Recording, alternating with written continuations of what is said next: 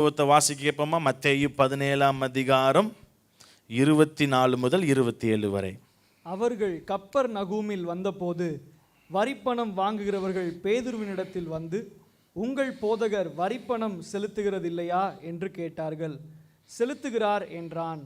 அவன் வீட்டிற்குள் வந்தபோது அவன் பேசுகிறதற்கு முன்னமே இயேசு அவனை நோக்கி, சீமோனே, உனக்கு எப்படி தோன்றுகிறது? பூமியின் ராஜாக்கள் தீர்வையையும் வரியையும் தங்கள் பிள்ளைகளிடத்திலோ அந்நியரிடத்திலோ யாரிடத்தில் வாங்குகிறார்கள் என்று கேட்டார். அதற்கு பேதுரு, அந்நியரிடத்தில் வாங்குகிறார்கள் என்றான்.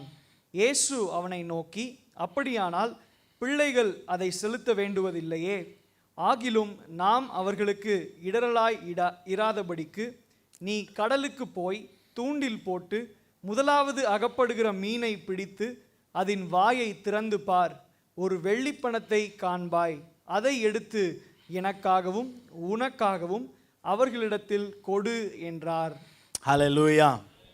இங்கே நாம் பார்க்கிறோம், இயற்கை கப்பாற்பட்ட ரீதியில் கர்த்தர் பேதுருடைய தேவையும் தன்னுடைய தேவையும் சந்திக்களவு ஆண்டவர் ஒரு மிகப்பெரிய ஒரு அற்புதத்தை செய்தார்.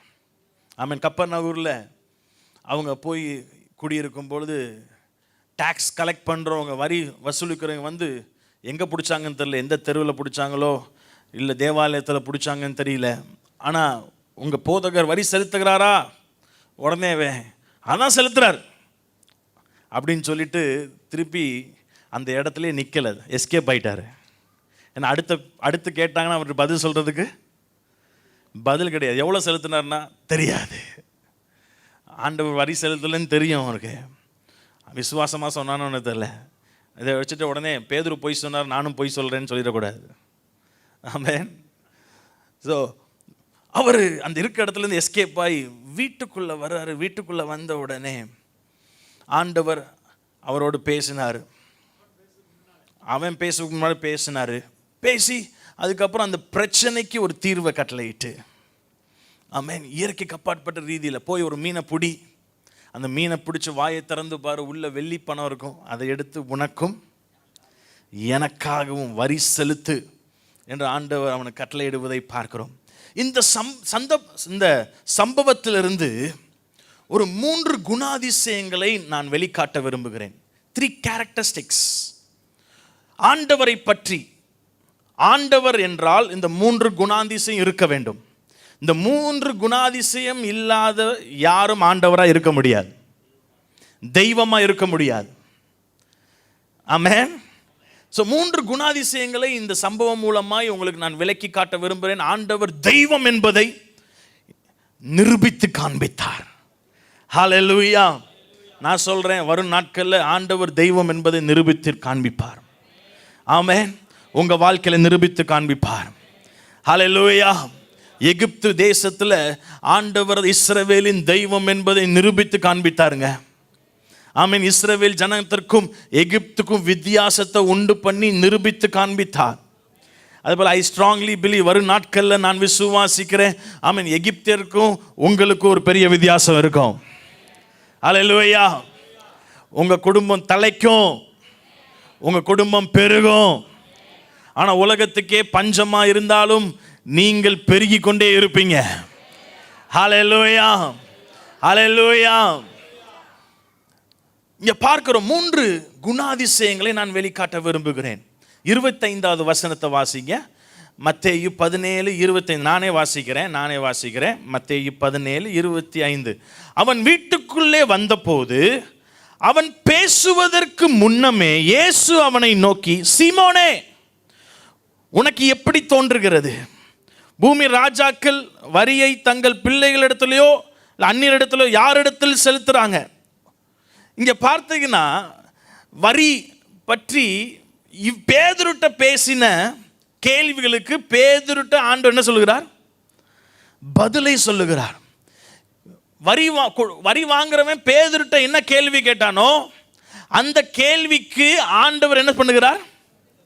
எப்படி பதில் சொல்றான்னா, அவன் வாயை திறந்து அவன் அந்த பிரச்சனையை சொல்லணும்னு நினைக்கிறான். நான் இப்படி மாட்டிக்கிட்டேன், எனக்கு இப்படி கேட்டாங்க என்று வாயை திறந்து சொல்லுவதற்கு முன்பாகவே அவர் பிரச்சனைக்கு தீர்வு கொடுத்துட்டார்.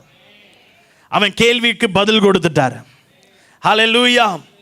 அப்பனா ஒன்று நல்லா தெரிஞ்சுங்க, முதல் குணாதிசயம் ஆண்டவர். ஆண்டவர் என்று சொல்வதற்கு அவர் சர்வ ஞானி. 3 குணாதிசயங்களை நான் சொல்ல போறேன். ஒன்று சர்வ ஞானி. சர்வ ஞானினா எல்லாத்தையும் அறிபவர், எல்லாம் அறிபவர், அறிந்தவர், அறிபவர், எல்லாம் அவருக்கு தெரியும். இங்கிலீஷ்ல சொல்லுவாங்க ஆம்னிசியன்ட், ஆம்னிசியன்ட் காட் அப்படின்னு சொல்லுவாங்க. சர்வ ஞானி, அவருக்கு எல்லாம் தெரியும். He knows everything. பாருங்க, இவன் வீட்டுக்கு, ஆண்டவர் வீட்டுக்குள்ள இருக்கிறார். 2 கிலோமீட்டர் தள்ளியோ எத்தனை கிலோமீட்டர் தள்ளியோ இந்த கேள்வி அவனுக்கு கேட்கப்பட்டுச்சுன்னு தெரியாது. ஆனா வரி வாங்குறவன் பேசினதையும் ஆமென் இவன் பதில் பேசினதையும் ஆண்டவர் என்ன பண்ணியிருந்தார்? அறிந்திருந்தார்.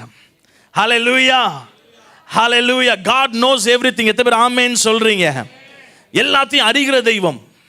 மத்தேயு 6:8 சொல்லப்பட்டிருக்கு, பரமபிதா உனக்கு என்ன தேவை என்பதை அறிந்திரு. God knows what you need.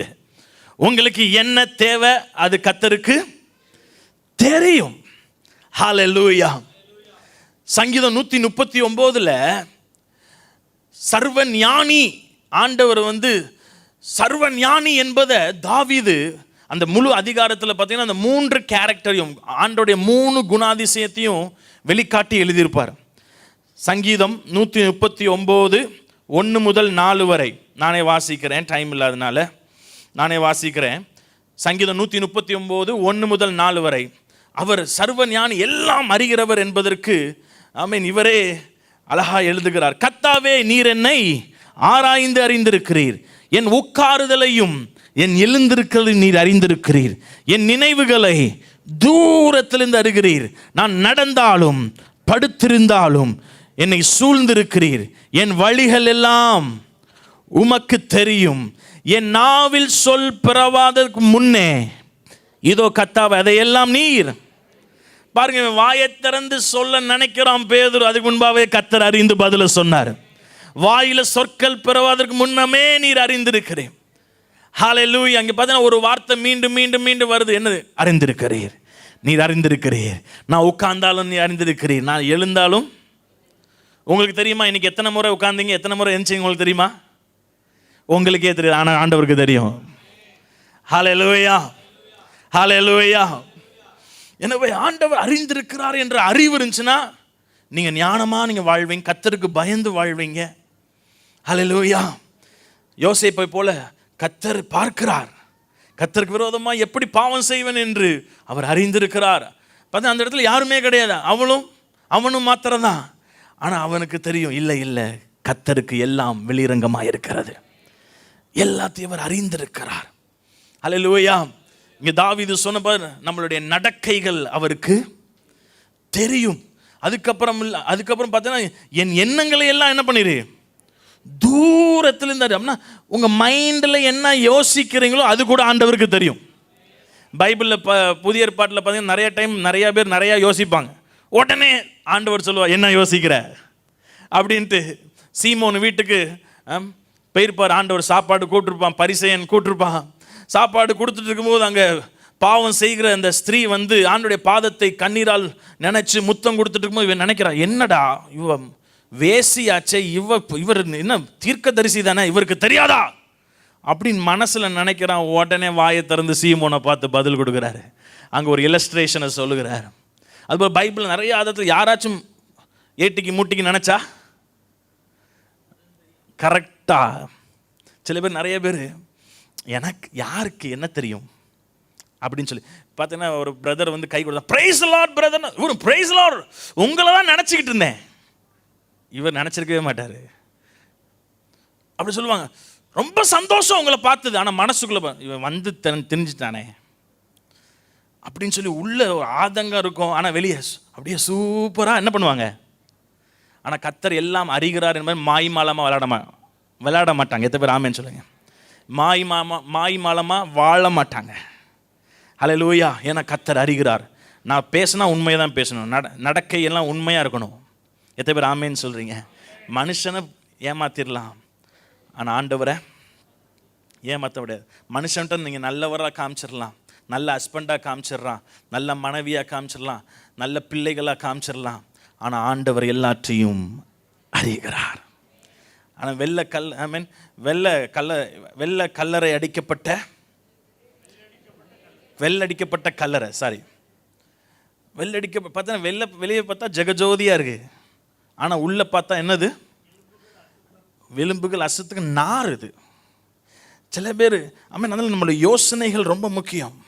நம்ம யோசனைகள் ரொம்ப, எதை யோசிக்கிறோம், எதை நம்ம பேசுகிறோம், எதை நம்ம சிந்திக்கிறோம், அது ரொம்ப முக்கியம். அது யார் கண்டுக்க போறா? இல்லை, கர்த்தர் அதை என்ன பண்ணுகிறார்? அறிந்திருக்கிறார். அதனால தான் தாவீது சங்கீதம் 139:23 அவர் சொல்றார், தேவனே என்னை ஆராய்ந்து என் இருதயத்தை அறிந்து கொள்ளும், என்னை சோதித்து என் சிந்தனைகளை அறிந்து கொள்ளும், வேதனை உண்டாக்கும் வழி என்னிடத்தில் உண்டோ என்று பார்த்து நித்திய வழியை எனக்கு நடத்தும். உங்களை வேதனைப்படுத்துகிற காரியத்தை நான் யோசித்தரக்கூடாது, உங்களை வேதனைப்படுத்துகிற காரியத்தை நான் சிந்தித்தரக்கூடாது. தாவீதுக்கு அந்த அறிவு, அந்த உணர்வு இருந்துச்சு. என்னன்னா, ஆண்டவர் அறிகிற தெய்வம். God knows everything. உனக்கு தெரியுமா, ஆண்டவருக்கு எல்லாமே தெரியும். உங்கள் ப்ரெசண்ட் தெரியும், உங்கள் பாஸ்ட் தெரியும், உங்கள் ஃபியூச்சர் எல்லாமே ஆண்டவர் எல்லாத்தையும் அறிந்திருக்கிறார். Nothing take him surprise. ஆமென். எதுவுமே அவரை ஆச்சரியப்படுத்த முடியாது. மாய்மாலமாக மக்கள் வாழ்ந்தாலும் அவருக்கு எல்லாம் தெரியும். பாருங்களேன், பேதுரு ஆண்டவர் 3 முறை காட்டி கொடுக்கும்போது அவன் ஹார்ட் அட்டாக் வரல. ஆண்டவருக்கு, ஐயோ இப்படி என்னைய மறுதலிச்சிட்டா, இப்படி துரோகம் பண்ணிட்டையா. அவருக்கு ஹார்ட் அட்டாக் தான் வரல. அங்க பார்க்கிறோம், யூதாஸ் முத்தம் கொடுத்து கர்த்தரை மறுதலிக்கும் பொழுது, காட்டி கொடுக்கும் பொழுது, துரோகம் பண்ணும்போது அவருக்கு ஹார்ட் அட்டாக்கே வரல. ஏன் தெரியுமா? அவர் எல்லாத்தையும், அதனால அவன் காட்டி கொடுக்கும் போது அவன் பறக்காம இருந்தா நல்லா இருக்குமேன்னு ஆதங்கம் அடைகிறார். அதே போல பேதுருட்டையும் சொல்றாரு, நீ 3 முறை என்ன பண்ண போகிற, ஃபியூச்சரையே சொல்றாருங்க. ஆமென். அந்த நத்திங் டேக் ஹிம் சர்ப்ரைஸ். நமக்கு தான் சில காரியங்கள் எப்படி ஆயிடுச்சே, அவருக்கு அப்படி ஹார்ட் அட்டாக் வர மாதிரி எந்த சூழ்நிலையும் வராது. He knows everything. எத்தனை பேர் ஆமென் சொல்றீங்க? ஹல்லேலூயா. பைபிள் நல்ல ஒரு இல்லஸ்ட்ரேஷன் பார்க்க முடிகிறது. யோவான் 1:47 ஆண்டவர் நத்தானியேலை பார்த்து சொல்லுகிறார். நத்தானியேலை கூட்டு வருகிறார் பிலிப்பு. நாத்தான்வேல் தம்மிடத்தில் கூட்டு வரும்பொழுது ஆண்டவர் நாத்தான்வேலை பார்த்து, இதோ கபடற்ற உத்தம இஸ்ரவேலன் என்று அவனை பார்த்து வந்துட்டு இருக்கிற ஆண்டவர் முன்பாக வந்துட்டு அவனை பார்த்து, ஏதோ கபடற்ற உத்தம இஸ்ரவேல். இவனுக்கு தூக்கி வாரி போடுது. ஏன்னா அவன் உத்தமனா இருந்தது அவனுக்கு தான் தெரியும், கபடற்ற வாழ்க்கை வாழ்ந்தது அவனுக்கு தான் தெரியும். ஏன்னா அவருக்கு இருதயத்தை யாருமே பார்க்க முடியாதே. உடனே அவன் சொல்லுகிறான், உமக்கு இது எப்படி அறிவீர்? How do you know that? எப்படி அறிவீர் என்று சொன்ன இயேசு அவனை நோக்கி, பிலிப்பு உன்னை அழைக்கிறதற்கு முன்னே நீ அத்தி மரத்தின் கீழே இருக்கும் போதே உன்னை கண்டே. பிலிப்பு உன்னை கூப்பிடும் போதே, நீ அத்தி மரத்து கீழே இருக்கும் போதே நான் உன்னை கண்டேன் என்று சொன்ன உடனே அதற்கு நத்தானிவேல், நீர் தேவனுடைய குமாரன், நீ இஸ்ரவேலின் ராஜா என்று அறிக்கை செய்கிறான். பாருங்க, அந்த குணாதிசயத்தை பார்த்தவனே அறிகிறவர், ஆராய்ந்து அறிகிறவர், என் இருதயத்தை அறிகிறவர் என்று அவன் தெரிந்த உடனே, நீர் கடவுள், நீர் தான் தேவன் என்பதை என்ன பண்றான்? பறைசாற்றுகிறான். ஏன்னா 45 பிலிப்பு ஆண்டவரை குறித்து அறிமுகப்படுத்தி தான் கூட்டு வராரு. ஆண்டவரை குறித்து அறிமுகப்படுத்துறாரு. 45 நியாயப்பிரமாணத்திலே மோசேயினாலும் தீர்க்க தரிசிகளாலும் எழுதியிருக்கிறவரை கண்டோம். அந்த மேசியா, மோசே சொன்ன அந்த மேசியா, தீர்க்க தரிசிகள் சொன்ன அந்த மேசியாவை நான் கண்டேன். அவர் நாசரேத்து ஊரை சேர்ந்தவர், யோசேப்பு அவங்க அப்பா. உடனே இவன் என்ன சொல்றான்? நாசரேத்துலேருந்து நன்மை வரும் அற்பமா நினைக்கிறான். எப்படிங்க அற்புதம் நாசரேத்துலேருந்து வரும் என்று சொல்லி ஆண்டவரை அற்பமா நினைக்கிறான். ஆனா அற்புதரை பார்த்தவொடனே சரண்டர் ஆயிட்டான். எத்தனை பேர் ஆமென் சொல்றீங்க? ஹல்லேலூயா, ஹல்லேலூயா. ஆமென். ஆண்டவர் எல்லாவற்றையும் அறிகிற தெய்வங்க. ஆமென். உங்க பேரும் அவருக்கு தெரியும். பாஸ்டர் சொல்லுவாங்க, பட்ட பேரும் அவருக்கு தெரியும். உங்கள் தாத்தாவுடைய பேரும் அவருக்கு தெரியும். உங்கள் தாத்தாவுடைய தாத்தா பூட்ட தாத்தா பேரும் அவருக்கு தெரியும். கிளாடிக்கு ஒரு தீர்க்கதரிசி, கிளாடி அண்ணன் பாஸ்டருக்கு ஜபிக்க ஒருத்தர் வந்தார். அப்போ வரும்போது ஒரு வார்த்தையை சொல்லி ஜெபம் பண்ணார். என்ன வார்த்தை? பாலையா வம்சத்தில் வந்த ஸ்டெல்லாவுடைய பேரன் அப்படின்னு. கிளாடிக்கே தெரியாது அவங்க தாத்தா பேர் பாலையான்ட்டு, எனக்கே தெரியாது. இப்போ பாருங்க, தெரிஞ்சாலும் இன்னைக்கு மறந்து போச்சு. திருப்பி பாஸ்டர்கிட்ட கேட்டு ஞாபகப்படுத்திக்கிறேன். பாருங்க, ஆண்டவருக்கு எல்லாம் தெரியும். உங்க பிள்ளைகள் பேரும் தெரியும். உங்க பிள்ளைகளுக்கு பறக்க போதே அந்த பிள்ளைகள் பேரும் தெரியும். அதே அதிகாரத்தில் யோவான் 1:42 ஆண்டவர் பேதுருவை அப்படி தான் கூப்பிட்றாரு. அவங்க அப்பா பேரை சொல்லி அங்கேயும் பார்த்தா அந்திரையா கூட்டு வராரு. ஆண்டவர்கிட்ட கூட்டு வராரு சகோதரன் அந்திரையா. பேதுரு வரும்பொழுது, அந்திரையா கூட்டு வரும்பொழுது ஆண்டவர் பேதுருவை பார்த்து, நீ யோனாவின் மகனாகிய சீமோன், நீ கேபா எனப்படுவாய். கேபா என்பதற்கு பேதுரு என்று அர்த்தமாம். பாருங்க, யோனாவின் மகனாக பாருங்க, அவன் பேரை மட்டும் சொல்லல, அவங்க அப்பா பேரையும் சொல்றாரு. ஹல்லேலூயா. நீங்களும் நானும் ஆராதிக்கிற தெய்வம் சகலத்தையும் அறிகிற தெய்வம். சில பேர் ஆண்டவரே உன் கண்ணு இல்லையா, காது இல்லையா, நான் போய்கிட்டு இருக்கிற பிரச்சனை உங்களுக்கு தெரியாதா? எல்லாம் தெரியும், எல்லாம் தெரியும். உங்க கண்ணீர் தெரியும், உங்க வேதனை புரியும். ஹல்லேலூயா. மனுஷர்களுக்கு வேணா புரியாம இருக்கலாம், பாஸ்டர்ஸ்க்கு வேணா புரியாம. அந்த பார்த்தீங்கன்னா அண்ணாள் ஓன்னு அழுகிறா. ஆண்டுடைய ஆலயத்தில் அழும்போது பாஸ்டர் நினச்சிட்டாரு நம்ம தண்ணி போட்டு வந்து ஏதோ பண்ணுதுன்னு நினச்சிட்டாரு. ஆனால் ஆண்டவர் அறிந்தார். அவருடைய அழுகுரலை கர்த்தர் கேட்டார். அன்னாளின் அழுகுரலை கர்த்தர் கேட்டார். ஆகாரின் அழுகுரலை கேட்டார். நான் சொல்றேன், இன்றைக்கு உங்களுடைய அழுகுரலையும் கேட்டுக்கொண்டிருக்கிறார். ஹல்லேலூயா.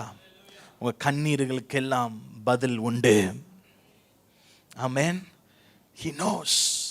அவர் எல்லாத்தையும் அறிந்து கொண்டு இருக்கிறார். அங்க பார்த்து சொல்றாரு சிமியோன். சிமியோன்னா என்ன அர்த்தம்னா, ஷிஃப்டிங் சாண்ட். ஷிஃப்டிங் சாண்ட்னா நிலையில்லாத ஒரு மணல். ஷிஃப்டிங் சாண்ட்னா பார்த்தீங்கன்னா காற்று அடிச்சிச்சுன்னா மணல் இங்கேருந்து குவியலாக போய் எங்கே போய் விழும்? அந்த பக்கம் போய் விழும். அங்கே ஒரு காற்று அடிச்சுன்னா திருப்பி அங்கேருந்து குவியலாக போய் அங்கே போய் விழும். வனாந்திரத்தில் பார்த்துருப்பீங்க. பார்த்தீங்கன்னா ஒரு நிலையில்லாத ஒரு வாழ்க்கை. அவன் வாழ்க்கை சிமியோன்னா நிலையில்லாதவன். சீமோன் நிலையில்லாதவன். ஆனால் ஆண்டவர் பார்க்குறாரு, நீ அவனுடைய கடந்த காலத்தையும் சொல்கிறாரு, நிகழ்காலத்தையும் சொல்கிறாரு. ஆனால் அவன் எதிர்காலத்தை பார்த்து தீர்க்க தரிசனமாக சொல்கிறாரு, நீ கேபா, நீ பேதுரு. பேதுருன்னு கற்பாறை. ஹல்லேலூயா, ஹல்லேலூயா. ஒருவேளை நீங்கள் நிலை குலைந்து வந்திருக்கலாம். நான் சொல்கிறேன், உங்கள் மூலமாய் கர்த்தர் பெரிய காரியங்களை செய்ய போகிறார். ஒரு நிலை குலைந்த ஒரு வாழ்க்கை, உங்களுக்கே ஒரு நல்ல எதிர்காலம் இல்லை என்று நினைக்கிறீங்க. ஆனால் உங்களை வைத்து ஆண்டவர் பலருக்கு எதிர்காலத்தை கொடுக்க போகிறார். ஹல்லேலூயா, ஹல்லேலூயா. இன்றைக்கு வேணா நீங்கள் நிலையில்லாத ஒரு மணலை போல நீங்கள் காணப்படலாம். நீங்களும் ஒத்துக்கொள்ளலாம், ஆமாம் பாஸ்டர், எத்தனை முறை நான் விழுந்தேன் என்று எனக்கு தான் தெரியும். எத்தனை முறை தடுமாற்றத்தில் நான் வாழ்ந்து கொண்டிருக்கேன் எனக்கு தான் தெரியும். எத்தனை முறை அந்த பாவத்தை திருப்பி திருப்பி செஞ்சு திருப்பி ஆண்டவரை நோகடிக்கிறேன்னு எனக்கு மட்டும்தான் தெரியும். ஒரு நிலையற்ற ஒரு வாழ்க்கை வாழ்கிறேன். பார்த்தீங்கன்னா நாணல்னு சொல்லுவாங்க. நாணல் பார்த்தீங்கன்னா அங்கிட்டும் இங்கிட்டும் காட்டுங்க, அந்த நாணல்னு அர்த்தம். அப்படின்னா ஒரு அவனே தானாக நிற்கிறதுக்கு, சுயமாக நிற்கிறதுக்கு ஒரு பேக் போன் கிடையாது, ஒரு சப்போர்ட்டு கிடையாது. ஒருவேளை நீங்கள் சொல்லலாம், யார் சப்போர்ட்டு இல்லாமல் தன்னந்தனியாக நிற்கிறேன் பாஸ்டர். நான் சொல்கிறேன், கர்த்தர், கற்பாரி ஆகிய கர்த்தர் உங்கள் மூலமாய் விழுந்து போன தாவீதின் கூடாரங்களை கட்டுவார். ஹல்லேலூயா. அதில் பக்கத்தில் பார்த்து சொல்லுங்க, நீங்கள் கேபான்னு சொல்லுங்க. நீங்கள் கேபா, பேதுரு கேபா. ஹல்லேலூயா, ஹல்லேலூயா. நீங்கள் சைமன் கிடையாது, கேபா. நான் சொன்ன மாதிரி எத்தனை முறை நீங்கள் விழுந்திருந்தாலும் நீதிமான் 7 முறை விழுந்தாலும் அவன் எழுந்து நிற்பான். ஹல்லேலூயா. நீங்கள் எப்படி இருக்கிறீங்க, எப்படி இருந்தீங்க, அது காட்டிலும் எப்படி இருக்க போகிறீங்கன்னா கேபாவை போல இருக்க போகிறீங்க. எத்தனை பேர் ஆமேன்னு சொல்கிறீங்க? ஹல்லேலூயா. பேதுரு ஆண்டவரை மறுதலிச்சவன் தான். துணிகரமாய் வாயை திறந்து ஆண்டவரை சபிச்சவன் தான். ஆனால் கடைசி அவன் முடிவை பார்க்கும்போது சரித்திரம் சொல்லுகிறது, இயேசுவை போல் அவனும் சிலுவையில் அறையப்பட்டு அவன் ஒரு வேண்டுதல் கேட்டுக்கொண்டானா, தயவுசெய்து என்னைய சிலுவையில் அறைந்து தலைகீழ நான் நாட்டிருங்க. ஏன்னா இயேசுவை போல நானும் சிலுவையில் அறையப்பட்டு காணப்படுறதுக்கு நான் பாத்திரவான் கிடையாது. நான் இயேசுவை 3 முறை மறுதலித்தவன் நான். அதனால் தயவுசெய்து என்னை தலைகீழ என்னை நாட்டிடுங்கன்னு கேட்டுக்கொண்டாராம். அவனுடைய விருப்பத்தின்படியே சரித்திரம் சொல்கிறது, இயேசுவுக்காய் இரத்த சாட்சியாய் தலைகீழ சிலுவையில் அறையப்பட்டு இயேசுவுக்காய் கடைசி வரை உறுதியாய் நின்றார். நீங்களும் உறுதியாக நிற்க போறீங்க. எத்தனை பேர் ஆமென் சொல்றீங்க?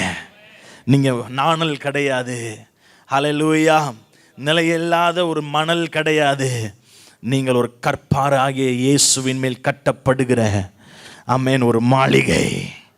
ஹல்லேலூயா, ஹல்லேலூயா. எனவே சகலத்தையும் அறிகிறவர், ஆம்னிசியன்ட் காட் என்பதை நாம் கற்றுக்கொள்ளுகிறோம். 2வது காரியம், இந்த சம்பவத்தில் ஆண்டவருடைய குணாதிசயத்தை பார்க்கிற காரியம், ஆண்டவர் அந்த சொல்கிற காரியங்களை தான் கேட்கும்போது ஆண்டவர் என்னமோ கூட நின்று ஒட்டு கேட்ட மாதிரி. ஆக்சுவலாக அவர் வீட்டில் தான் இருந்தார், பல கிலோமீட்டர் தள்ளி, ஆனாலும் பேதுருவோடு கூட இருந்தார். எத்தனை பேர் ஆமேன் சொல்கிறீங்க?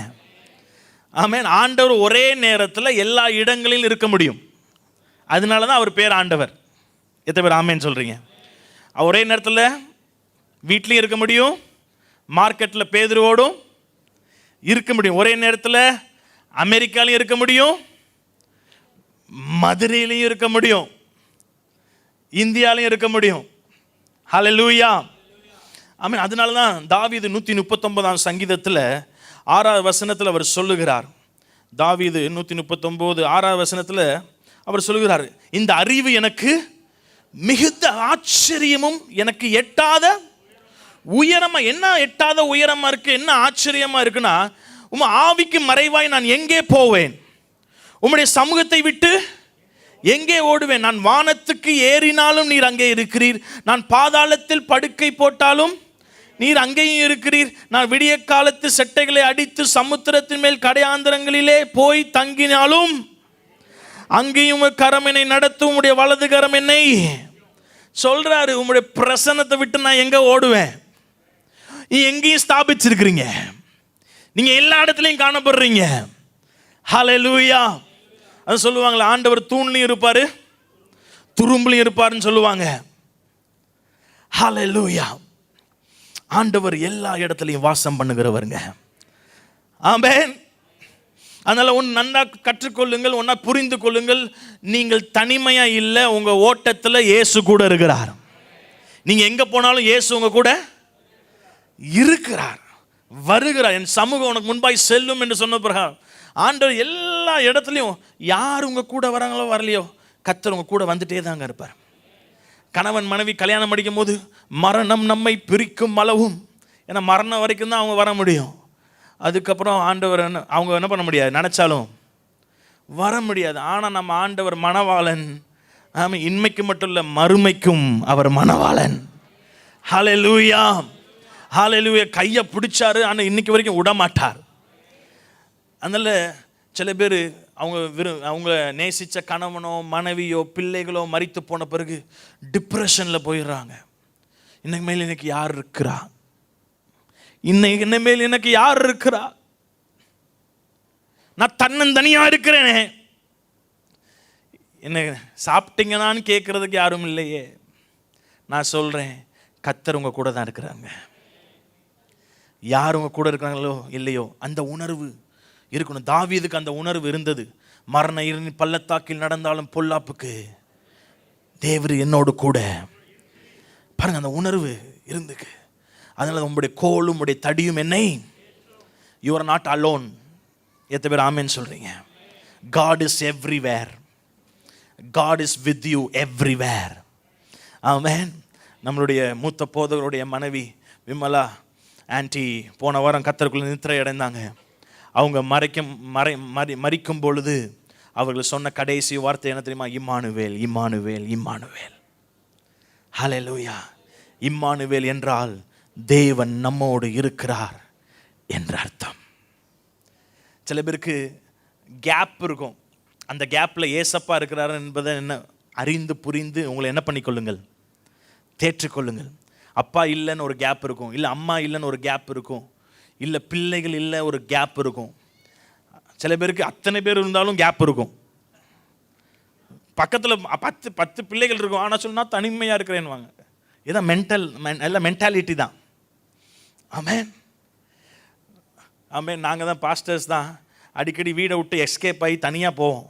அப்போ தான் ஆண்டவரை இன்னும் கொஞ்சம் நம்ம உணர முடியும், ஆண்டவரை இன்னும் கொஞ்சம் அறிந்து கொள்ள முடியும்.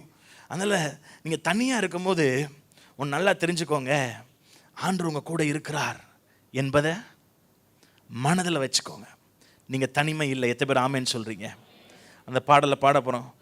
என் ஓட்டத்தில் நான் தனிமை இல்லை, துணையாளர்.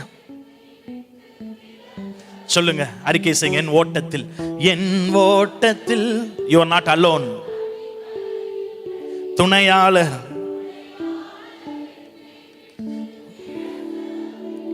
சொன்னதை சொன்னதை செய்திடும்,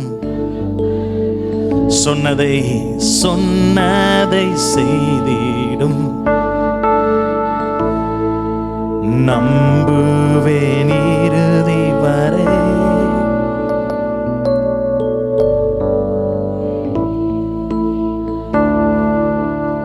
தனிமையா இருக்கிறேன்னு ஃபீல் பண்ணாதீங்க. Feel the presence of God. எத்தனை பேர் ஆமா சொல்றீங்க? பக்கத்தில் பார்த்து சொல்லுங்க, யாருக்காச்சும் அது உதவும். தனியாக இருக்கிறீங்க ஃபீல் பண்ணாதீங்க. Feel the presence of God when you are alone. Amen. Hallelujah, hallelujah. யாக்கோபு தன்னந்தனியாய் விடப்பட்டான். அப்பா அம்மா எல்லாம் கைவிட்டாங்க. ஆனால் கர்த்தர் அவனை விட்டுற தனியா. வனாந்திரத்தில் கர்த்தர் அவனுக்கு பெத்தேல், ஏல் பெத்தேல், வானத்திலிருந்து அவனுக்கு ஏணி இறக்கப்பட்டது. தேவ தூதர்கள் இறங்குள்ள பார்த்தீங்கன்னா அவனுக்கு அவ்வளோ சொந்தக்காரங்க, அவனுக்கு அவ்வளோ கூட்டாளிகள்.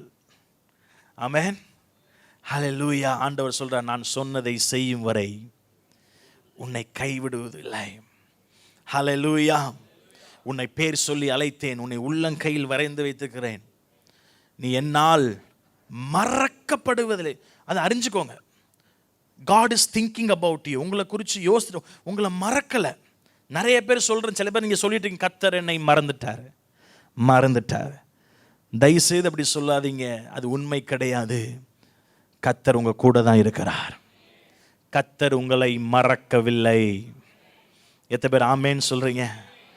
ஆமேன். கர்த்தர் உங்களை மறக்கலை, கர்த்தர் உங்களை வெறுக்கலை. சாத்தானுடைய பொய். சாத்தான் சொல்கிறான் கர்த்தர் உன்னை மறந்துட்டாரு, சாத்தான் சொல்கிறான் கர்த்தர் உன்னை வெறுத்துட்டாரு, எல்லாம் முடிஞ்சு போச்சுன்றான். இல்லை, பாஸ்டர் கிளாடி சொன்ன மாதிரி வொர்ஷிப்பில் நியூ பிகினிங், ஒரு புதிய துவக்கத்தை கர்த்தர் உங்களுக்கு ஏற்படுத்தி வைத்திருக்கிறார். கைகளை தட்டி ஆண்டவர் நாமத்தை மகிமைப்படுத்து. God is mindful of you. கர்த்தர் உங்க மேல நினைவா இருக்கிறாருங்க. தாவீது சங்கீதம் 139:17 அந்த வசனத்தை சொல்லுகிறார். ஆமென். 139:17 தமிழில் கொஞ்சம் வித்தியாசமா இருக்கு. இங்கிலீஷில் நான் வாசிக்கிறேன். How precious are your thoughts about me, O God? They cannot be numbered. They are outnumbered the grains of sand. இங்க சொல்ற ஆண்டவரே, என்னை குறித்து நினைக்கிற நினைவுகள் எவ்வளவு அருமையானது. கடல் மணலை போல அவ்வளோ அதிகமா என்னை பத்தி என்ன பண்ணிட்டு இருக்கீங்க, நினச்சிக்கிட்டே இருக்கிறீங்க. You keep thinking about me. கடல் பக்கத்தில் இருக்க மணலை இங்கே என்ன முடியுமாங்க?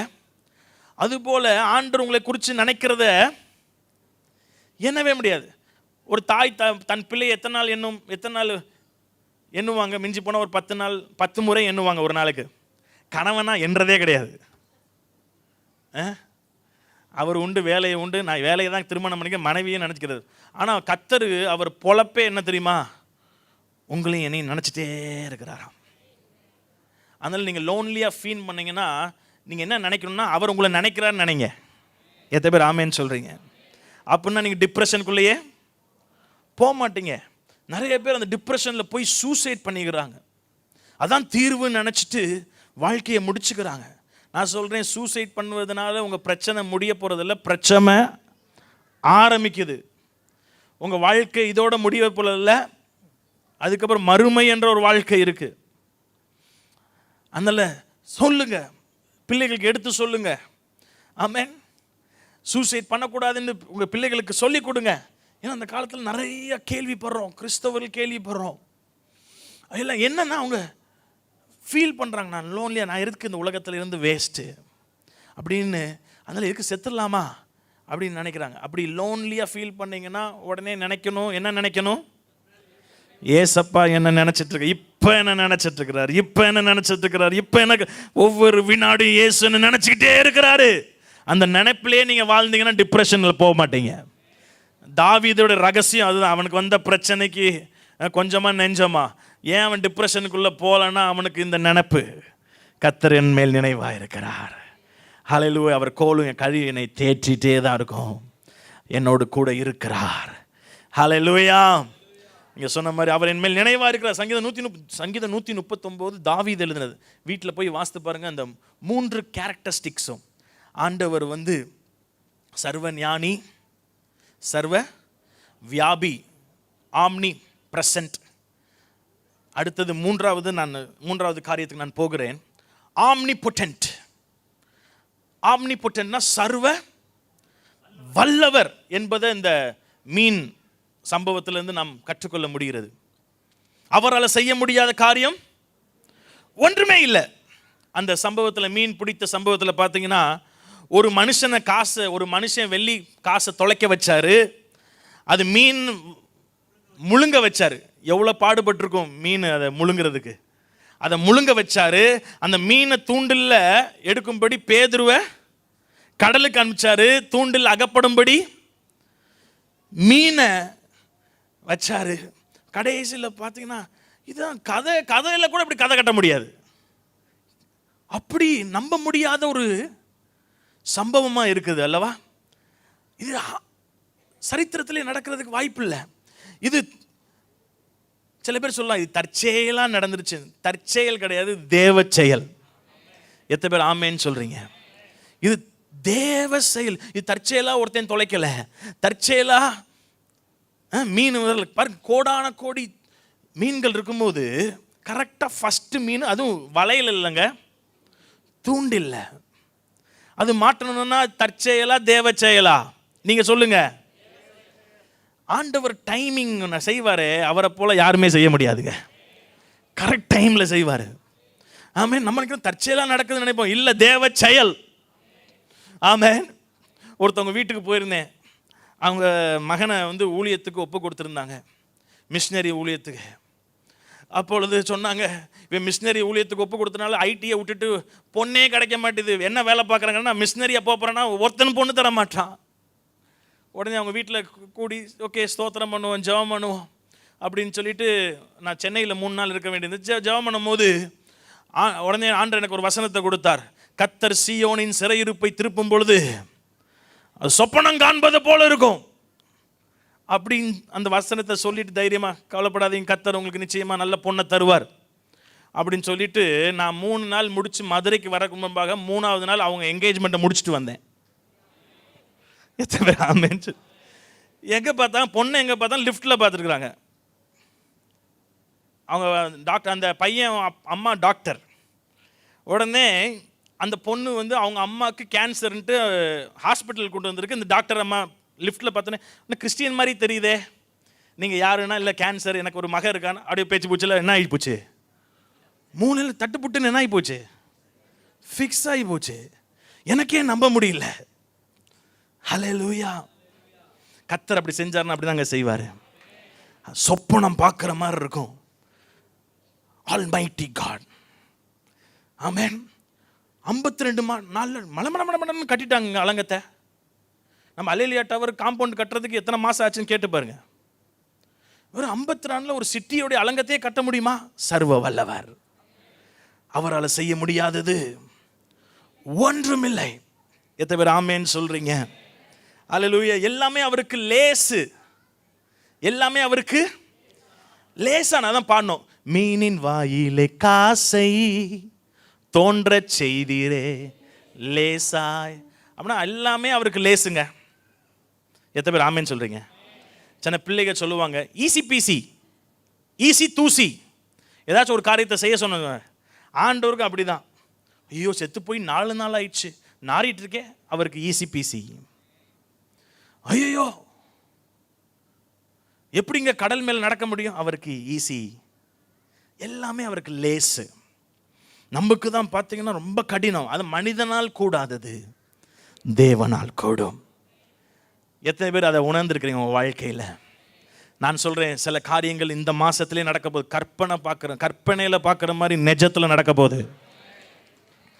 ஹல்லேலூயா. சொப்பனம் பார்க்குறது போலுக்கு அது சொப்பனம் இல்லை, உண்மை. ஆமென். பேதுரு தட்டி எழுப்பி விட்டு வாயாண்டு வெளியே கூட்டு போகிறாங்க.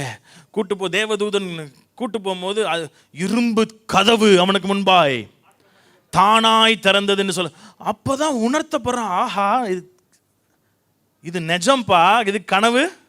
அவன் கனவுலேயே நடந்திருக்கான். அப்படின்னா எவ்வளோ அழகாக தூங்கியிருக்கான் பாருங்க. தூக்கத்திலே நடந்த சில டைம் அப்படி ஆண்டர் அப்படி இயற்கைக்கு அப்பாற்பட்ட அற்புதங்களை உங்களுக்கு வாசல்களை திறக்க போகிறார். உங்களுக்கு இரும்பு கதவுகள் தானாய் திறக்க போகுது. எத்தனை பேர் ஆமென் சொல்றீங்க?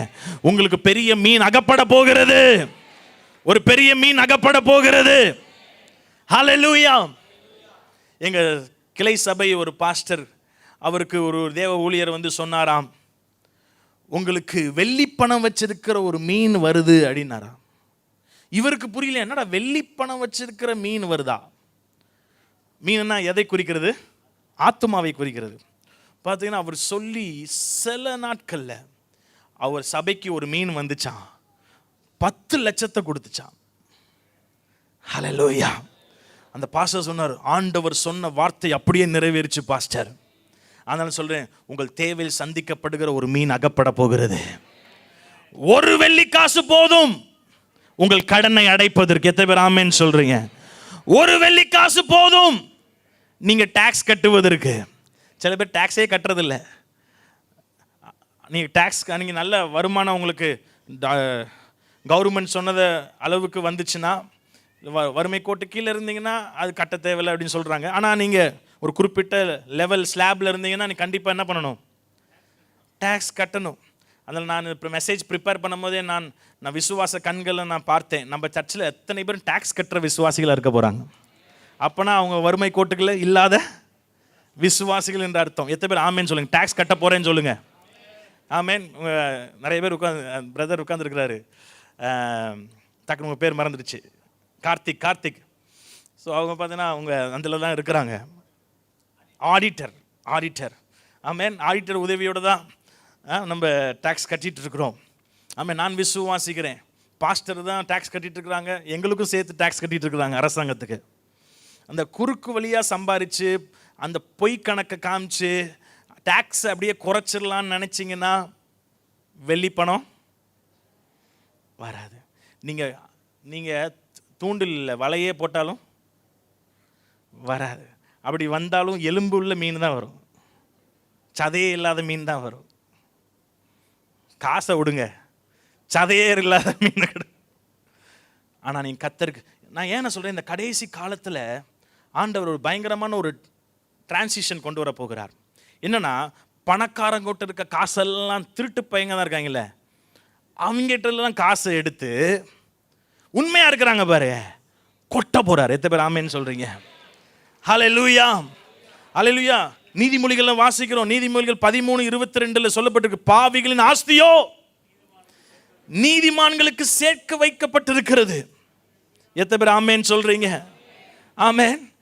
அன்னைக்கு போட்டான் பாருங்க, ஒரு வெள்ளி பணத்தை போட்டான் பாருங்க, அவன் ஒரு பாவியா இருந்திருப்பான், திருட்டு பையனா இருந்திருப்பான். அதனாலதான் அவன்கிட்ட ஆண்டவர் தொலைக்க வச்சு இவங்க தேவையை சந்திக்க வைக்கிறார். இன்னொரு வசனத்தை வாசிங்க, இன்னொரு வசனத்தை மட்டும். நீதிமொழிகள் 28:8 நானே வாசிக்கிறேன். 28:8 அநியாய வட்டியினால் ஆதாயத்தினாலும் தன் ஆஸ்தியை பெருக பண்ணுகிறவன் தரித்திரன் பேரில் இறங்குகிறவனுக்காக. நல்லா சேர்க்கட்டும், பக்கத்தில் பார்த்து நல்லா சேர்க்கட்டும். உங்க வீட்டு பக்கத்தில் சேர்க்கிறான்ல, வட்டி கொடுக்குறான், நல்லா சேர்க்கட்டும். நமக்கு தான். எத்தனை பேர் ஆமேன்னு சொல்றீங்க? அல்லேலூயா. நான் சொல்றேன், தரித்திரர் பேரில் இறங்குகிறவர்களுக்கு தான் அந்த காசு வரப்போகுது, நீதிமான்களுக்கு தான் அந்த காசு வரப்போகுது. ஆமென். முதல் வசனத்தை பார்த்தோம், ஆஸ்தி நீதிமானுக்கு. இந்த 2 கேட்டகரியில் இருந்துட்டீங்கன்னா, நீங்கள் ஒரு நீதிமானா இருந்தீங்கன்னா, நீங்கள் ஏழைக்கு இறங்குறவங்களா இருந்தீங்கன்னா, நான் சொல்கிறேன் இந்த கடைசி காலத்தில் லட்சமாக அவங்ககிட்ட இருந்து உங்கள் பேங்க்குக்கு டிரான்ஸ்ஃபர் ஆக போகுது. எத்தனை பேர் ஆமென் சொல்கிறீங்க? ஹல்லேலூயா. ஒரு பெரிய பரிமாற்றம் நடக்க போகிறது. ஆமென். கர்த்தர் மட்டும் உங்களை நம்பிட்டார்னா பண விஷயத்தில் பணம் உங்களுக்கு பிரச்சனையாகவே இருக்காதுங்க. எத்தனை பேர் ஆமென் சொல்கிறீங்க? ஹல்லேலூயா. ஆண்டவருக்கு லேசு, எல்லாம் ஈஸி. அதனால் நான் விசுவாசிக்கிறேன். ஆமென். இந்த மாசத்துல ஒரு பெரிய மீனை எதிர்பாருங்க. ஹல்லேலூயா. இந்த மாசத்துல விசுவாசிங்க. இந்த வருஷத்துல நான் கடன் எல்லாம் அடைச்சிருவேன்னு விசுவாசிங்க. ஆமென். கடன் வாங்க மாட்டேன்னு முதல் தீர்மானிச்சு விசுவாசிங்க. கடன் வாங்கிட்டே இருந்தீங்கன்னா அதுக்கப்புறம் ஆண்டவர் ஆண்டவர் இனிமேல் நான் கடன் வாங்க மாட்டேன். ஏன்னா பேதுரு பார்த்தீங்கன்னா அவனுக்கு தேவை, ஒரு காசு தேவைன்னா யார்கிட்ட நேராக போனான்? ஏசப்பட்ட தான் போனான். ஆண்டவர் இருக்க வீட்டுக்கு தான் போனான். நேராக போய் எங்கே போகல? கடன் வாங்க போல. இப்போ கடன் வாங்குறது நிறைய இருக்கு. ஃபினான்ஸ் என்னது? முத்து ஃபினான்ஸு சொல்லுங்க, எனக்கு தெரியாது. நிறைய ஃபினான்ஸ் நகையை வச்சு அடகு. நான் சொல்றேன், அடகே வைக்காம கர்த்தர் உங்களை அற்புதம் செய்ய முடியும். எத்தனை பேர் ஆமென் சொல்றீங்க? ஆமென். இது நம்மளுடைய விசுவாசம். பேதுரு போல நேராக ஸ்ட்ரெயிட்டாக ஆண்டவர்கிட்ட போயிருங்க. ஆண்டவர், திஸ் இஸ் த ப்ராப்ளம். அவர் ப்ராப்ளத்துக்கு சொல்யூஷனை கொடுப்பார். இல்லை ஆண்டவர்கிட்ட போகாமல் நேராக யூதாஸ்கிட்ட போயிருக்கலாம்ல. யூதாஸ்கிட்ட போயிருந்தா யூதாஸ் பையை காமிச்சு சொல்லியிருப்பான், ஒன்றுமே இல்லை. ஏன்னா திருட்டு போய் அவன் எல்லாத்தையும் திருடி வச்சிருக்கான். ஸோ அங்கே போயிருந்தா உடனே அவனே சொல்லுவா, நம்ம 2 பேர் சேர்ந்து போய் எங்கேயாச்சும் போய் கடன் வாங்கலான்னு போயிருப்பாங்க. ஆனால் ஆண்டவர்கிட்ட போனதால கடனே இல்லாமல் நடத்தினார். அதனால சொல்லுகிறேன், என்ன தேவை இருந்தாலும் ஆண்டவர்கிட்ட போங்க, கடனே இல்லாமல் நடத்துவார். ஆமென். ஹல்லேலூயா. கர்த்தர் ஆச்சரியமாக இவங்களை நடத்துவார். பொருளாதாரம் மாத்திரமல்ல, எல்லா ரீதியிலும் ஆண்டவருக்கு லேசான காரியம். சர்வ வல்லமையுள்ள தெய்வம். ஹல்லேலூயா. அதை தான் தாவீது சங்கீதம் 139 சர்வ வல்லவர் என்பதை அவன் அதை சங்கீதம் 134 14 முதல் 16 வரை சொல்லுகிறார். 14 முதல் 14 வரை அவர் சொல்லுகிறாரு, நான் பிரமிக்கத்தக்க அதிசயமாய் உண்டாக்கப்பட்டபடினால் உம்மை துதிப்பேன். உமது கிரியைகள் அதிசயமானவைகள், அது ஆத்துமாக்கு நன்றாய் தெரியும். நான் ஒளிப்பிடத்திலே உண்டாக்கப்பட்டு பூமியில் தாழ்விடங்களே விசித்திர வினோதமாய் உருவாக்கப்பட்ட போது என் எலும்புகள் உமக்கு, என் கருவை உம்முடைய கண்கள், என் அவயங்களில் ஒன்றாகிலும் இல்லாத போதே அவைகள் அனைத்தும் அவைகள் உருவப்படும் நாட்களுக்கு உமது புஸ்தகத்தில் எழுதிருக்கிறது. இப்போ சொல்றாரு, எவ்ரி மந்த்து உங்களுக்கு பார்த்தீங்கன்னா கரு குழந்தை உண்டான எவ்ரி மந்த் பார்த்தீங்கன்னா ஃபஸ்ட்டு ஒரு மந்த்து ஒன்று வளரும். ஒரு அழகாக கண்ணு, குட்டி கை, ஆமென். அதுக்கப்புறம் லங்ஸு, அதுக்கப்புறம் ஹார்ட்டு, பார்த்தீங்கன்னா எல்லாமே ஆண்டவர் புஸ்தகத்தில் எழுதி வச்சு உருவாக்குறாங்க. எத்தனை பேர் ஆமென் சொல்கிறீங்க? இந்த உருவாக்குகிற சக்தி இயேசுவினால் மட்டும்தான் இருக்குது. அதான் சர்வ வல்லமை உள்ளவர் என்பதை ஆமென். இந்த சங்கீதம் 139 வீட்டில் போய் வாசி. அந்த 3 குணாதிசயம் ஆண்டவர் இருக்கிறது. சர்வ ஞானி, சர்வ வியாபி, சர்வ வல்லவர். அதனால் விசுவாசிங்க, இந்த வருஷத்தில் கர்த்தர் ஒரு அற்புதத்தை செய்ய போகிறார். எத்தனையோ விஞ்ஞானம் பெருகினாலும் இன்னைக்கு வரைக்கும் குழந்தை பெத்தெடுக்கணும்னா ஆண்டவர் நினைச்சாதான் முடியும். ஆமென். நன்மையான எந்த ஈவோ பூர்ணமாக எந்தவன் பரத்தில் ஜோதியின் படத்தில் இறங்கி வந்தாதான். நம்மளே எதுவும் பண்ண முடியாது. எவ்வளோ விஞ்ஞானம் இருந்தாலும் குழந்தையை உருவாக்க முடியாது. இயேசு நினைச்சாதான் உருவாக்க முடியும். அவர் ஒருவர் தான் சர்வ வல்லவர். நான் சாத்தானை குறித்து சொல்ல போறேன். சாத்தான் உருவாக்க, அவன் சர்வ ஞானி கிடையாது, அவன் சர்வ வியாபி கிடையாது, அவன் சர்வ வல்லவன் கிடையாது, சர்வ ஞானி கிடையாது. அதனால தான் பாஸ்டர் அடிக்கடி சொல்லுவாங்க, அவன் உங்கள் இருதயத்தை தான் ஆராய முடியாது, ஆனால் வாயை திறந்து பேசும்போது கண்டுபிடிச்சிருவான். அதில் கேர்ஃபுல்லாக இருக்கணும் வாயை திறந்து பேசும்போது, ஏன்னா அவன் கவனிச்சுட்டே இருக்கான்ல. ஆனால் அடுத்தது எங்கேயுமே அவன் இருக்க முடியாது. ஒரே நேரத்தில் ஒரு இடத்துல இருக்க முடியாது. ஆண்டவர் எங்கேயும் இருக்கிறவர். 3வது சர்வ வல்லவர். அந்த யாத்திராமலம் வாசிக்கும் போது எல்லா அற்புதத்தையும் ஆண்டவரை போல டூப்ளிகேட்டாக செய்கிறான். அவனும் அற்புதத்தை செய்கிறான். தண்ணியை ரத்தமாக மாற்றுறான், பாம்பை ஆக்குறான். ஆனால் ஆண்டவர் உருவாக்குற அந்த ஆற்றல் வந்த உடனே அந்த பேன்களை உருவாக்குற இவன் அடிச்சு பார்க்குறான். கோலை வச்சு அடித்து பார்க்குறான், டஸ்ட்டு தான் வருது, பேனு. உடனே சொல்லலாம், இது தேவனுடைய வரல், அப்படின்னு கையை விரிச்சிட்டான். அது சொல்ல சாத்தானுக்கு ஒரு லிமிட்டு தான். ஆனால் ஆண்டவருக்கு எல்ஷடாய் சர்வ வல்லவர்னா என்னன்னா அவருடைய பவருக்கு லிமிட்டே கிடையாது. All powerful, supreme power. அவர் அந்த பவருக்கு மேலே எந்த பவருமே கிடையாதுங்க. அதனால வானம் கீழ்ப்பிடிஞ்சு தான் ஆகணும், சூரியன் நின்று தான் ஆகணும். ஹல்லேலூயா. புயல் காற்றுகள் அடிக்கிறது ஓய்ந்து தான் ஆகணும். மீனின் வயிற்றில் யோனாவை 3 நாள் அந்த மீன் காப்பாற்றி தான் ஆகணும். யோசித்து பாருங்க, எல்லாம் அவருடைய கட்டுப்பாட்டு கீழே தான் இருக்குது, அவருடைய ஆளுகை கீழே தான் இருக்கு. ஹிஸ் ஆம்னிபொட்டன்ட், சர்வ வல்லமை உள்ள தெய்வம். இருக்கிற இடத்துல அப்படி எழுந்து நிற்கிறீங்களா? எழுந்து நில்லுங்க, கர்த்தர்களோடு பேச. அதனால விசுவாசிங்க. இந்த மாதம் ஒரு அற்புதத்தை விசுவாசிங்க. எத்தனை பேர் ஆமேன்னு சொல்றீங்க? ஹல்லேலூயா. இந்த மாதம் ஒரு அற்புதத்தை விசுவாசிங்க. ஹல்லேலூயா. இன்னைக்கு கேட்ட வசனத்தின்படி ஆமென், ஆண்டவர் எதையும் செய்ய வல்லவர். அவர் எங்கும் இருக்கிறார். அவர் சர்வ ஞானி. அவர் எல்லாத்தையும் அறிகிறவர். உங்க நிலைமையை நன்றாய் அறிந்தவர். ஹல்லேலூயா, ஹல்லேலூயா. கண்களை மூடி கைகளை உயர்த்தி அந்த பாடலை பாட போறோம். மீனின் வாயிலே காசை தோன்ற செய்தீரே லேசாய். அது உங்களோட பிரச்சனை, என்னுடைய பிரச்சனை உமக்கு லேசு ஆண்டவரே. ஆமென். நான் கேபாவாய் மாறப்போகிறேன். எத்தனை பேர் ஆமென் சொல்றீங்க? ஆமென். இதுவரைக்கும் ஒரு நிலையற்ற ஒரு வாழ்க்கை, தடுமாற்றம் உள்ள ஒரு வாழ்க்கை வாழ்ந்திருக்கலாம். எழுந்தே பிரகாசிக்க முடியல பாஸ்டர்ன்ட்டு. எழும்பி பிரகாசி, உன் ஒளி வந்தது. கர்த்தரின் மகிமை உன் மேல் உதித்தது. பாஸ்டர் கிளாடி சொன்ன மாதிரி இந்த மாதம் ஒரு புதிய துவக்கத்தை கர்த்தர் தருகிறார். ஒரு புதிய ஆரம்பத்தை கர்த்தர் தருகிறார். மீனின் வாயிலே காசை தோன்ற செய்தீரே லேசாய். இன்றும் என்னில் பலத்த கிரியைகள் தொடர செய்வீர். சொல்லுங்க. மீனின் வாயிலே காசை தோன்ற செய்தீரே லேசாய். இன்றும் என்னில் பலத்த கிரியைகள் தொடர செய்வி. கைகளை உயர்த்தி, உம்மால் கூடாத காரியம் எதுவும் இல்லை. சொல்லுங்க. உம்மால் முடியாத அதிசயம் என்று எதுவும் இல்லை. யெகோவா ஒசேனே உருவாக்குகிற தெய்வத்தை பார்த்து, உம்மால் கூடாத காரியம் எதுவும் இல்லை. உம்மால் முடியாத அதிசயம் என்று. மீண்டும் சரணத்தை பாட போகிறோம். எபேசியர் 3:20. நாம் வேண்டிக் கொள்வதற்கும் நினைப்பதற்கும் மிக அதிகமாய் நமக்குள்ளே கிரியை செய்கிற வல்லமையின்படி அவர் செய்ய வல்லவர். நம்மளுக்குள்ள ஒரு வல்லமை கிரியை செய்து கொண்டு எத்தனை பேர் ஆமென் சொல்றீங்க?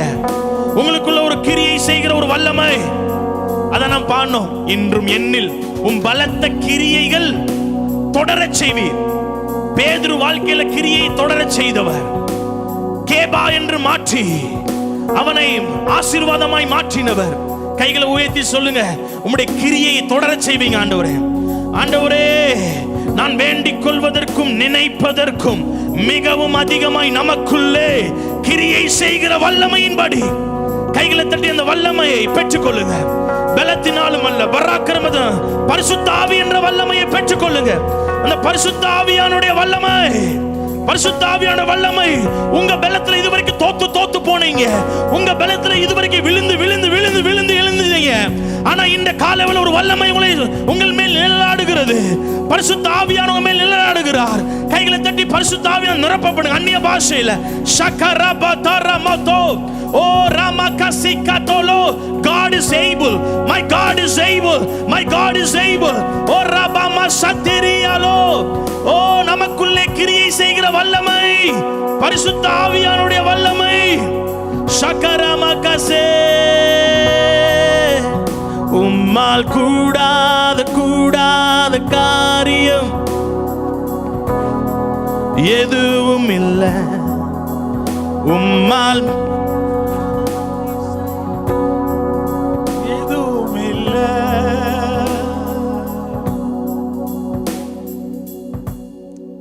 ஆண்டவர் தீர்க்க தரிசனமா சிலரோடு பேசி இருக்கிறார். அதை ஏற்றுக்கொள்ளுங்க. Receive that word.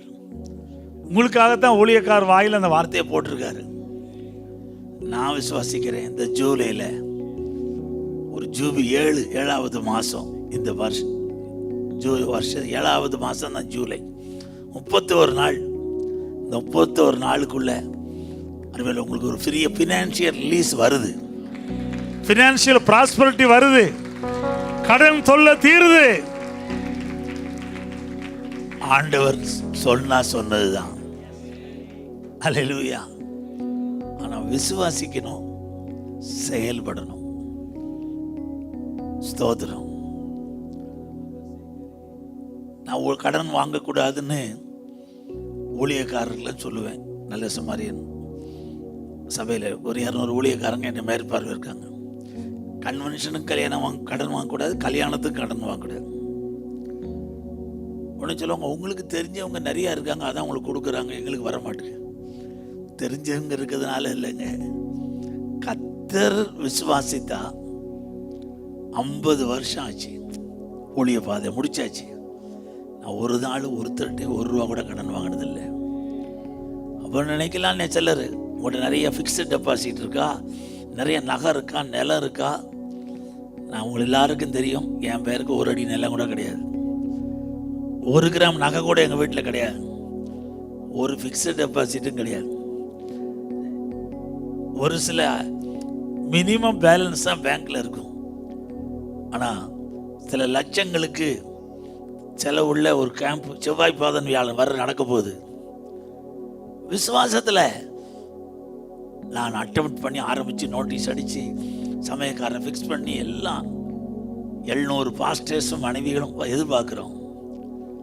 இன்னைக்கு வரைக்கும் இது வரைக்கும் 1 பைசா கடன் வாங்கலை. நோட்டீஸுக்கு பணம் கொடுத்தாச்சு. மீன் சாப்பாடு கொடுக்கணுன்னா 30,000 ரூபா அட்வான்ஸ் கொடுத்தாச்சு. அறிவியல சமயக்காரருக்கு 18,000 அட்வான்ஸ் கொடுத்தாச்சு. பில்லு எல்லாம் இப்படி செட்டில் பண்ணுவோம். சில லட்சங்கள் தேவை. எனக்கு தெரியும், பேலன்ஸோடு தான் திரும்ப வருவோம்.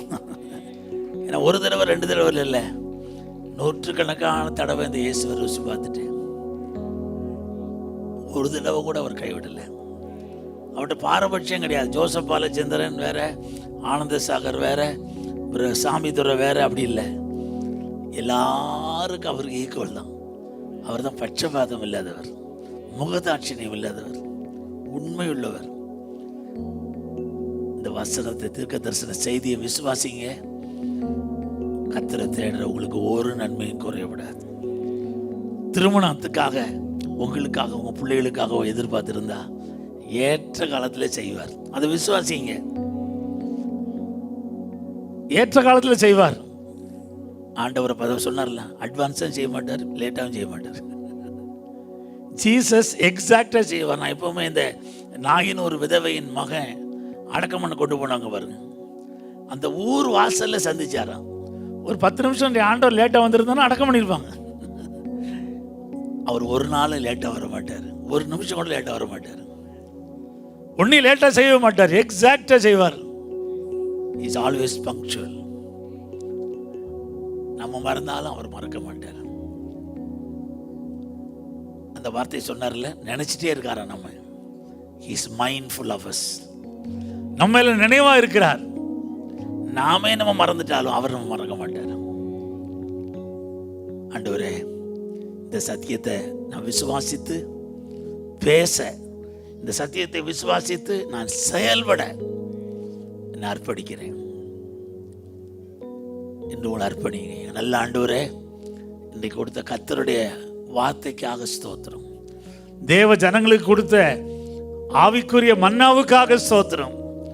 ஆண்டவரே, ஓன் ராபர்ட் ஷாப்பிளில், கிளாடிஸ் ராஜ் ஹாலில், ஒருவேளை இங்கே அல்லேலியா டவரில், ஆன்லைனில் பார்த்து கொண்டிருக்கிறவங்க, இனி யூடியூப்பில் இந்த வாரம் முழுவதும் பார்க்க போகிற எல்லாரோடும் பேசி அவளை உற்சாகப்படுத்துங்க ஆண்டவரே.